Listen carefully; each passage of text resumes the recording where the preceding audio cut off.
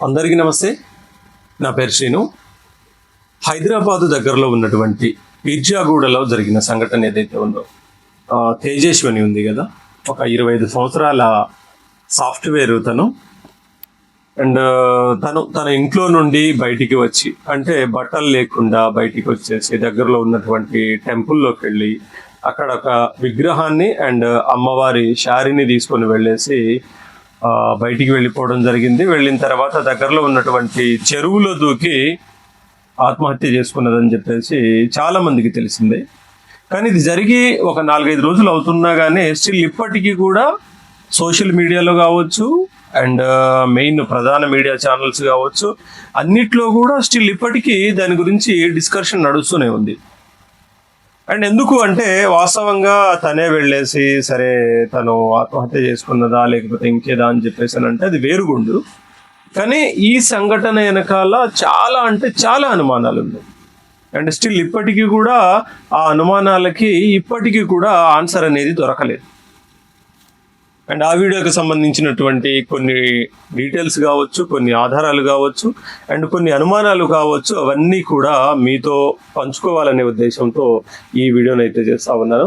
And ఈ సంఘటన జరిగింది వచ్చేసి హైదరాబాద్లో ఉన్నటువంటి పిర్జాది కూడా.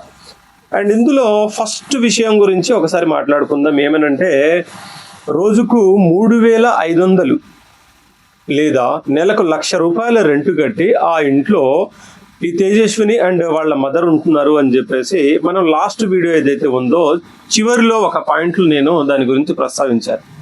మరి నిజంగా 3,500 అక్కడ వాళ్ళు రెంట్ కడుతున్నారా, నెలకు ₹1,00,000 వరకు కడుతున్నారా, అండ్ దీని గురించి ఏదైనా డీటెయిల్స్ కావాలి, ఇది నిజమా కాదా అని చెప్పేసి కూడా మనం వీడియోలో ప్రస్తావించడం జరిగింది. అండ్ దాని గురించి మనకు చాలా మంది కూడా చెప్పడం జరిగింది. అవును, వాస్తవమే, అది 3,500 వరకు వాళ్ళు రెంట్ కట్టి ఉన్నారు అని చెప్పేసి అన్నారు. అంటే మరి 3,500 రెంట్ కడుతున్నారు ఒక్కరోజుగానంటే, వాస్తవంగా ఇంత రెంటు మనము కామన్గా బయటికి వెళ్ళినప్పుడు ఎప్పుడైనా హోటల్ రూమ్స్ కావచ్చు, లేదు అనుకుంటే సంబోయోలు కావచ్చు, ఇంకేమైనా కావచ్చు, వాటికి సంబంధించిన రెంట్ కేవలం 1,500 నుండి 2,000 సింగిల్ డేలో కట్టడానికి అబ్బో ఇంత రెంటునా అని చెప్పేసి మాట్లాడుకుంటాం.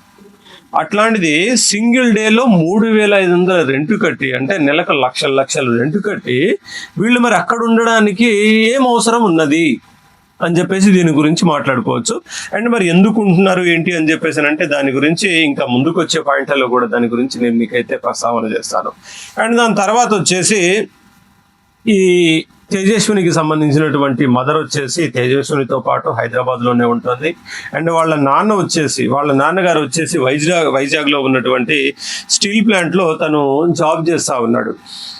అండ్ మొన్నటి వరకు, అంటే పాప చనిపోవడానికి ముందు వరకు వీళ్ళ అమ్మకు అండ్ వాళ్ళ నాన్నకు గొడవలు ఉండే, వీళ్ళిద్దరికి కూడా ఏమీ అండర్స్టాండింగ్ ఉండట్లేదు సరిగా అని చెప్పేసి ఇద్దరు 2 చోట్ల ఉంటా ఉన్నారు. కాబట్టి పాప కూడా కొంచెం ఇబ్బంది పడ్డది అని చెప్పేసి అనుకోవచ్చు. కానీ ఇక్కడ దీన్ని అదృష్టం అనాలో దురదృష్టం అనాలో అర్థం కావట్లేదు. కానీ ఈ తేజస్విని చనిపోయిన తర్వాత మాత్రం వాళ్ళ నాన్న హైదరాబాద్ రావడం జరిగింది.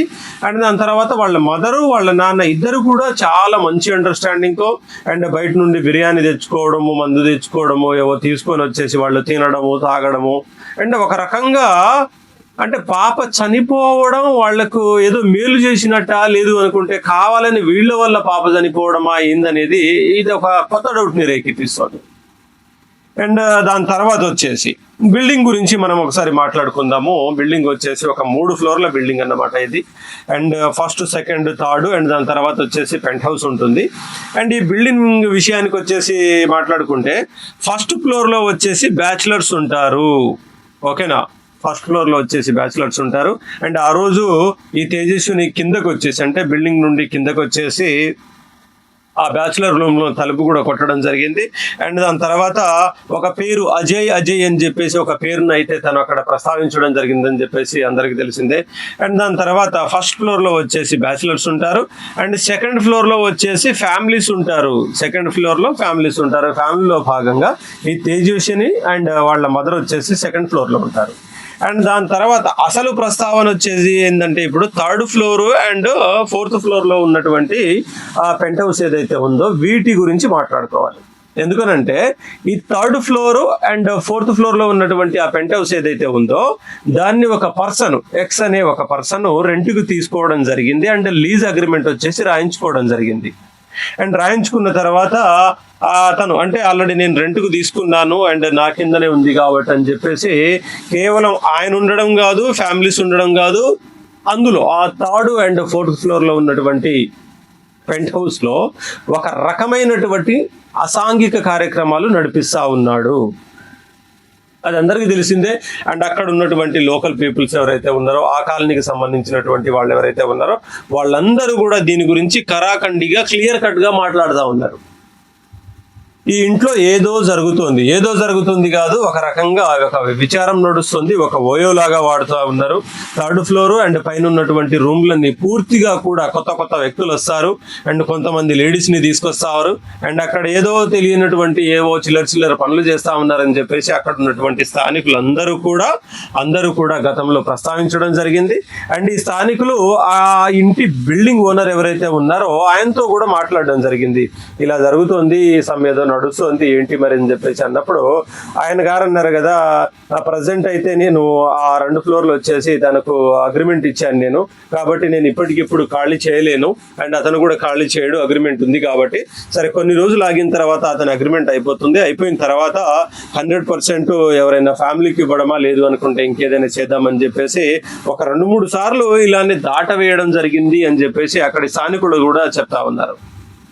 అండ్ దాని తర్వాత అండ్ ఈ 3rd ఫ్లోర్లో అంటే ఈ 3rd ప్లేస్ పైన ఉన్నటువంటి పెంట్ హౌస్ లో కేవలం వ్యభిచారము అంటే ఓయోలాగా మాత్రమే కాకుండా దీని ఒక డిఫరెంట్ యాంగిల్లో దీన్ని యూజ్ చేస్తా ఉన్నారని చెప్పేసి కూడా తెలుస్తుంది. ఏమనంటే ఒక యాప్ అనేది క్రియేట్ చేసేసి, ఒక సోషల్ మీడియా యాప్ అనేది క్రియేట్ చేసేసి అందులో వచ్చేసి బెడ్ అంటే అదొక కోడ్ అన్నమాట వీళ్లకు. ఆ కోడ్తో ఆ యాప్ ఏదైతే ఉందో దాన్ని ఇంప్లిమెంట్ చేసుకుంటా ఎవరైతే కావాలి అనుకుంటున్నారో, ఎవరైతే కలవాలి అనుకుంటున్నారో, ఎవరైతే ఇలాంటి కార్యక్రమాలు కావాలి అనుకుంటున్నారో వాళ్ళని ఆకర్షించడానికి అండ్ వీళ్ళందరూ కూడా ఒక రకంగా డిఫరెంట్ కోడ్ని పెట్టుకొని బెడ్ అని చెప్పేసి ఒక యాప్ని క్రియేట్ చేసేసుకొని దీని ద్వారా అక్కడ ఉన్నటువంటి అసాంఘిక కార్యక్రమాలు చేసుకోవడానికి వీళ్ళు ఉపయోగించుకుంటున్నారు అని చెప్పేసి మనకి ఇక్కడ తెలిసింది.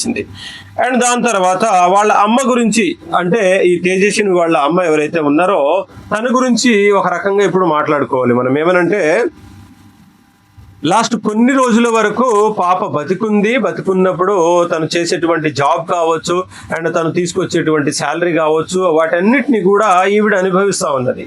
అంటే ఒక రకంగా ఈమె ఇంట్లోనే ఉంటుంది, ఆమె తీసుకొచ్చేటువంటి ప్రతిదాన్ని తను స్వీకరించుకుంటా, తీసుకుంటా, అనుభవించుకుంటా, తినుకుంటా, తాక్కుంటా కాలం వెళ్ళ తీసింది, అంతా అయిపోయింది.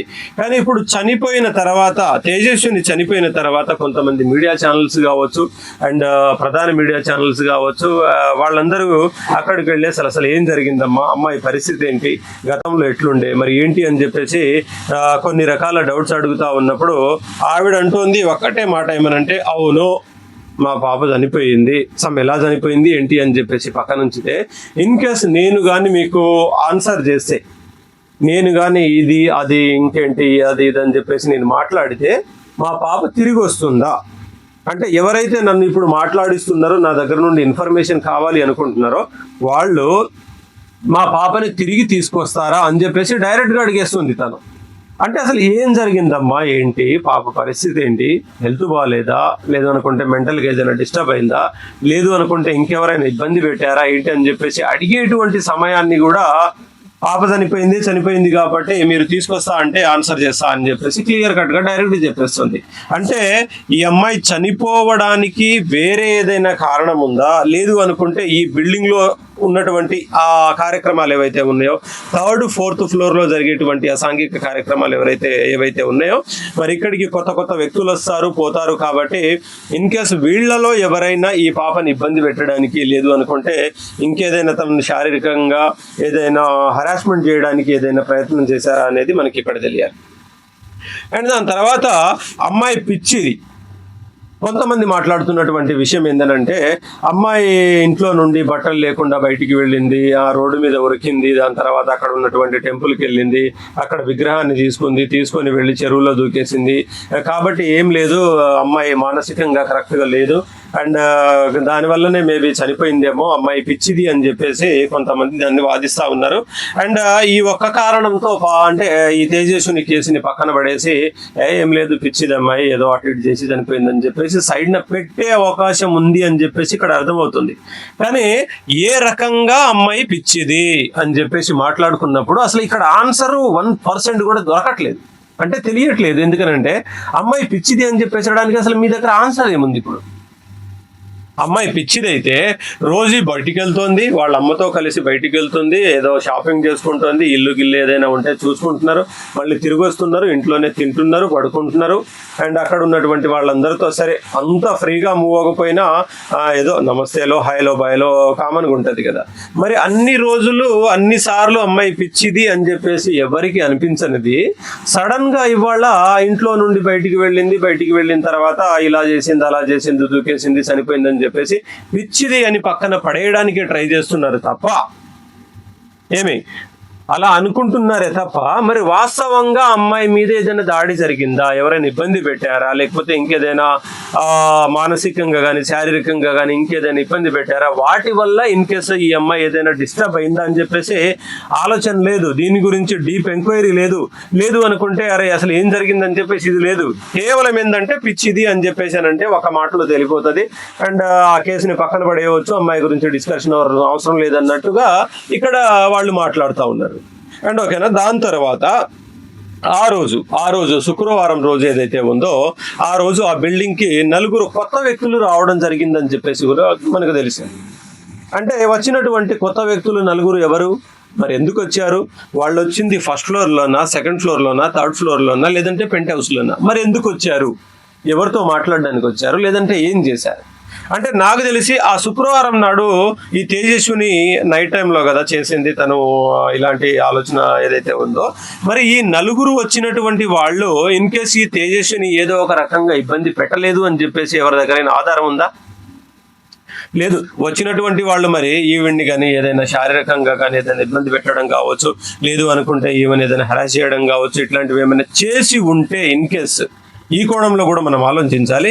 వీళ్ళు కానీ ఏదో ఒక రకంగా ఈవిడ్ని ఇబ్బంది పెట్టుంటే మరి డే టైంలోనో నైట్లోనో ఏదైనా చేసి ఉంటే మరి వీళ్ళ వల్ల ఈ అమ్మాయి ఇంట్లో ఇదంతా జరుగుతుంది, ఈవిడ్ని ఇబ్బంది పెట్టడం ఏదైనా జరుగుంటే ఇన్ కేసు బట్టలంతా తీసేసి ఆడబడేసి వీళ్ళు హరాస్ చేస్తూ ఉన్నప్పుడు ఇంట్లో నుండి బయటికి వెళ్ళిపోయి దాని తర్వాత మేబీ ఒంటి మీద బట్టలు లేవు కాబట్టి టెంపుల్కి వెళ్ళేసి అక్కడ ఉన్నటువంటి అమ్మవారి చీరను తీసుకొని ఒంటి మీద కప్పేసుకొని మరి బయటికి వెళ్ళినప్పుడు ఈ అమ్మాయిని ఎవరైనా వెంబడించి మరి ఈవిడ్ని తీసుకెళ్లేసి చంపి ఆ చెరువుల్లో పడేయడానికి ఆస్కారం లేదంటారా? మరి ఈ కోణంలో కూడా ఆలోచించాలి కదా. మరి వచ్చినటువంటి వాళ్ళు ఎవరు ఏంటి అని చెప్పేసి దాని గురించి క్లియర్ కట్గా డిస్కషన్ అయితే జరగాలి. అండ్ దాని మీద ఎంక్వైరీ 100% జరగాలని చెప్పేసి నేను కోరుకుంటున్నాను. అండ్ దాని తర్వాత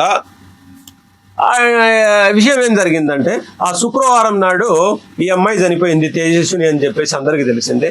అండ్ ఈ అమ్మాయి ఇప్పుడు ఇంట్లో నుండి బయటికి వెళ్ళినప్పుడు అంటే ఇంట్లో నుండి బయటికి వెళ్ళినప్పుడు ఈ అమ్మాయికి ఎదురు పడినటువంటి వ్యక్తి ఎవరైతే ఉన్నాడో రోహిత్ ఎవరు అంటే అమ్మాయి ఇంట్లో నుండి బయటికి ఇలా పరిగెడతా ఉంటది. కానీ ఈ అమ్మాయి పరిగెట్టడానికి కొన్ని సెకండ్ల ముందు ఇంకొక అబ్బాయి పరిగెడతా ఉంటాడు, బనీను ఏదైనా వేసుకొని ముందుకు పరిగెడతా ఉంటాడు. అండ్ వెనకాల వచ్చేసి అమ్మాయి పరిగెడుతుంది. ముందు పరిగెట్టినటువంటి అబ్బాయి ఎవరైతే ఉన్నాడో అతని పేరు రోహిత్ అన్నమాట. కాబట్టి ఇక్కడ మనం చెప్పే విషయం ఏంటంటే సీసీ కెమెరా వీడియో కేవలం కొన్ని అంటే ఇంట్లో నుండి బయటికి పరిగెత్తేటప్పుడు ఎదురుగా ఉన్నటువంటి వేరే బిల్డింగ్ లో రికార్డ్ అయినటువంటి సీసీ కెమెరా ఫుటేజ్ మాత్రమే ఇక్కడ ఉంది. అండ్ దాని తర్వాత టెంపుల్లోకి వెళ్ళినప్పుడు టెంపుల్లో ఉన్నటువంటి అమ్మవారి విగ్రహం కావచ్చు అండ్ శారీ కావడం కావచ్చు అవి మాత్రమే తీసుకున్న సీసీ ఫుటేజ్లు మాత్రమే ఉన్నవి. కానీ ప్రధానంగా ఉన్నటువంటి ఈ 3 ఫ్లోర్ల బిల్డింగ్ ఏదైతే ఉందో మరి ఇక్కడ కూడా సీసీ కెమెరాలు ఉన్నవి. ఫస్ట్ ఫ్లోర్లో ఉన్నాయి, సెకండ్ ఫ్లోర్లో ఉన్నాయి, నాకు తెలిసి థర్డ్ ఫ్లోర్లో కూడా ఉంటాయని అనుకుంటాను నేను. కానీ మరి ఈ బిల్డింగ్లో ఉన్నటువంటి సీసీ కెమెరా ఫుటేజ్లు ఏవీ లేవంట ఇప్పుడు. అంటే సీసీ కెమెరా ఉంది కానీ ఏంటి అని చెప్పేసి ఆ ఓనర్ని అడిగినా లేదనుకంటే ఆ మెయింటైన్ చేసేటువంటి వాళ్ళని అడిగినా కానీ అవును ఆ రోజు సీసీ కెమెరాలు పనిచేయట్లేదు, ఫస్ట్ ఫ్లోర్లో పనిచేయలేదు, సెకండ్లో చేయలేదు, థర్డ్ ఫ్లోర్లో పనిచేయలేదట. అంటే ప్రత్యేకంగా ఆ రోజు పని చేయకపోవడానికి అంటే 100% నాకు తెలిసిన ఉద్దేశంలో ఏంటంటే సీసీ కెమెరా పని చేసి ఉంటవి కానీ ఈ అమ్మాయి మాత్రమే ఇంట్లో నుండి వెళ్ళేసి బయటికి వెళ్ళేసి ఈవిడ చూసి ఏదైనా చేసుకొని ఉంటే ఆ సీసీ కెమెరాల ఫుటేజ్లు బయటకు వచ్చేవి. ఓకేనా? అంటే ఆ సీసీ కెమెరా ఫుటేజ్లు బయటికి రావట్లేదు అంటే రానియట్లేదు అంటే దీని మీనింగ్ ఏంటంటే ఇన్ కేసు ఈవిడ మాత్రమే తీసుకున్న డిసిషన్ కాదు, ఇంతకు మించి ఏదో ఒకటి జరుగుంటది. ఏదో జరుగుంటది కాబట్టి ఎవరినో కాపాడడానికి, ఎవరినో సైడ్ చేయడానికి కేవలం అక్కడ ఉన్నటువంటి సీసీ కెమెరాలు పని చేయట్లేదు అని చెప్పేసి కేవలం దీన్ని నమ్మబలకడానికి ప్రయత్నం చేస్తున్నారని చెప్పేసి క్లియర్ కట్గా ఇక్కడ అర్థమైపోతుంది. ఓకేనా? అండ్ దాని తర్వాత ఈ తేజస్వినికి సంబంధించినటువంటి అకౌంట్ ఏదైతే ఉందో, ఈవిడ అకౌంట్ ఏదైతే ఉందో ఈ అకౌంట్ లో వచ్చేసి దరిదాపులో ఒక 20 లక్షల వరకు అమౌంట్ ఉంది అని చెప్పేసి కూడా ఒక వార్త బయటికి వచ్చింది. అంటే 20 లక్షల అమౌంట్. సరే, తను జాబ్ చేసింది లాస్ట్ 6 నెలల క్రితమే తను జాబ్ వదిలేసి, అంటే బెంగళూరులో జాబ్ చేసింది కాబట్టి వదిలేసి వచ్చిందని చెప్పేసి అందరూ మాట్లాడుకుంటున్నారు. మరి ఈ 20 లక్షల అమౌంట్ తను జాబ్ చేసి మేబీ సంపాదించుకున్నది కాబట్టి మరి ఈ 20 లక్షల కోసం ఇన్ కేసు ఈవిడ మీద ఏదైనా దాడి చేసి ఉండకపోవచ్చా ఎవరైనా? లేదు అనుకుంటే ఇన్ కేసు వీళ్ళ మదర్ కావచ్చు, లేదు అనుకుంటే ఎవరైనా థర్డ్ పర్సన్ ఎవరైనా ఉంటే మరి ఈ అమౌంట్ కోసం ఏదైనా చేసి ఉండదు అని చెప్పేసి అనుకోవడానికి మనకు ఆస్కారం లేదు. ఓకే, ఇది కూడా ఒక పాయింటే. అండ్ దాని తర్వాత ఫైనల్లీ ఏంటంటే చాలా మంది చాలా రకాలుగా దీని గురించి మాట్లాడుకుంటా ఉన్నారు. ఎందుకనంటే వాస్తవంగా అమ్మాయి మాత్రమే వెళ్ళింది, అమ్మాయి మాత్రమే ఆత్మహత్య చేసుకున్నది. అండ్ దాని తర్వాత ఇంకొకటి అని చెప్పేసి అనుకుంటున్నప్పుడు కేవలం ఈవిడ మాత్రమే తీసుకున్న నిర్ణయం అనుకుంటే క్లియర్ కట్గా అదే బయటకు వచ్చేసేది. అండ్ దరిదాపుల్లో వచ్చేసి అవును ఈ అమ్మాయి ఇలా తీసుకుంది నిర్ణయమో, ఈవిడదే తప్పో ఒప్పో ఇంకేదో, లేదు అనుకుంటే మాత్రం బయట వ్యక్తులు లేదు అనుకుంటే ఇంకేదో జరగలేదు అని చెప్పేసి అనుకోవచ్చు. కానీ ఇన్ని రకాల డౌట్లు ఉన్నాయి కదా, దరిదాపులో నేను మీకు ఇప్పుడు 1, 2 కాదు ఒక 10 వరకు డౌట్లు రేజ్ చేశాను. అండ్ 100% నేను అనుకున్నది కావచ్చు, నేను చెప్పినటువంటి పాయింట్లు కరెక్ట్ కాదు అనుకుంటే మాత్రం ఈ వీడియో కింద కామెంట్ చేయండి.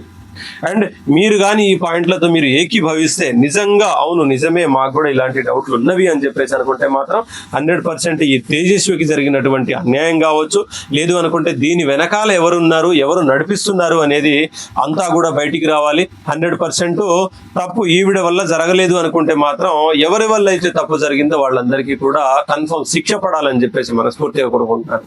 అండ్ ఓకేనా, ఈ కేసుకు సంబంధించినటువంటి ఎటువంటి డీటెయిల్స్ ఇంకా వచ్చినా కానీ తప్పకుండా నేను ఇంకొక వీడియో చేసి పెట్టడానికి ప్రయత్నం అయితే చేస్తాను.